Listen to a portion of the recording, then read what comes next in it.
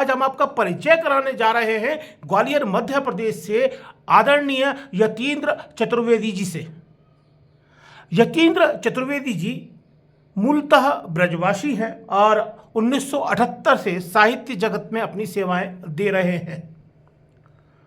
आप टीवी धारावाहिक, सीरियल, फिल्मों में भी अपनी अहम भूमिकाएं निभा चुके हैं और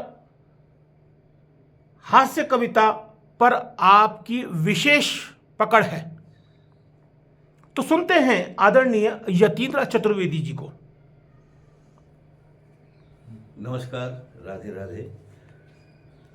जैसा कि हमें बताया गया कि मैं मूल रूप से ब्रजवासी हूँ और हाल ही में 2022 में मैं जी टीवी के धारावाहिक मिठाई में मैंने काम किया था और 12 घंटे सेट पे वहाँ रहना पड़ता था। एक शिफ्ट होती थी 12 घंटे की। तो हमारे प्रोड्यूसर डायरेक्टर ने मुझसे कहा कि ये एक बंगला गीत है, क्योंकि मूल रूप से जो मिठाई है वो बांग्ला का ही धारावाहिक है और मिठाई जो है एक लड़की का नाम है, हीरोइन का नाम है, वो मिठाई ही बेचती है, आलू जलेबी जो गोवर्धन में जिसका भोग लगता है। तो जैसे कि नायिका के जीवन में उतार चढ़ाव आते हैं तो भगवान का स्मरण करती है। तो एक बंगला का एक गीत था, नैना नैन में एक ही शब्द मुझे समझ में आया था कि नौयानी नौयन, मतलब नैनो ही नैनो में। तो मैंने उसकी धुन पर वो गीत रचा है, वो यहाँ सबसे पहले प्रस्तुत कर रहा हूँ। वो गीत इस तरह से है।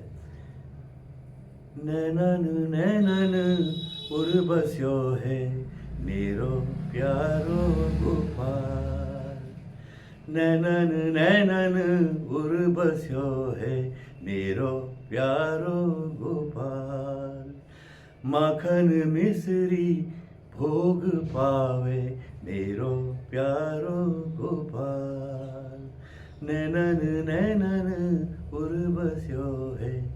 मैं मगन तेरी लगन में दुख हरो गोपाल, और शीश पे है मोर पाखी तिलक सो है भाल, नैनन नैनन उर्वश्यो है मेरो प्यारो गोपाल, नैनन नैनन उर्वश्यो है। छवि तुम्हारी मनोहारी, छवि तुम्हारी मनोहारी, गले में जयमाल, और टेरत टेरत मैं हूँ हारी देवकी के लाल, नैनन नैनन उर्वश्यो है मेरो प्यारो गोपाल, नैनन नैनन उर्वश्यो है मेरो प्यारो गोपाल, माखन मिश्री भोग पावे मेरो प्यारो गोपाल।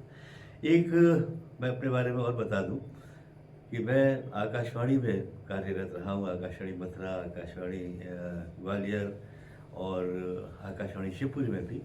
तो आकाशवाणी को मैं एक पूजा गृह की तरह मानता हूँ, जहाँ पर कि गुणी लोग, साधक लोग आते हैं, हर क्षेत्र के, हर विधा के।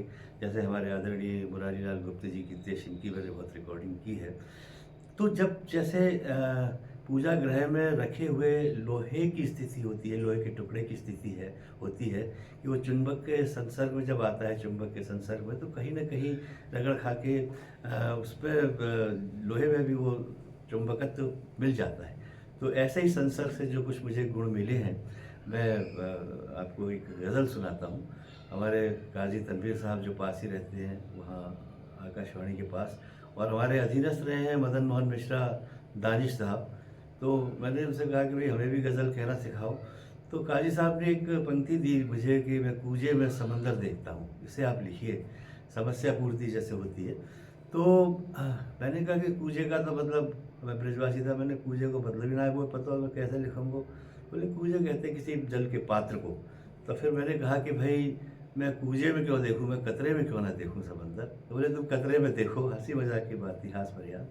तो गज़ल कुछ इस तरह से बनी थी कि नहीं दिखते वो मंज़र देखता हूँ, नहीं दिखते वो मंज़र देखता हूँ, मैं कतरे में समंदर देखता हूँ,